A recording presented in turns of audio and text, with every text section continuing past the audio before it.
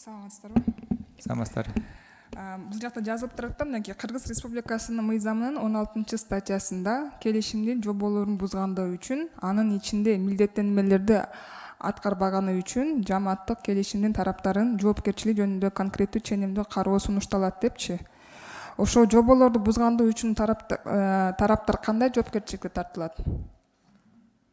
Бул болсо мыйзам негизинде азыр биз ушундай сүйлөмдү сунуштап атабыз. Ошо мыйзам өтсө, андан кийин уже подзаконный акт катары биз андан кийин ошол ченемдерди биз киргизебиз. Бирок азыр жок туурабы конкреттүү? Азыр жок, рахмат. Кайсы ведомстволордо, министрликтерде бар бул коллективный договор деген жамааттык келишим? Жамааттык келишим бүгүн бүт бардыгында бар. Барында болуш керек. Бардык ведомстволордо, бардык министрликтерде, Мынакей мисалы мен дагы мынакей бияка өзүмчү мемди ала келдим, келишимди. Биздин дагы келишимибиз бар. Рахмат.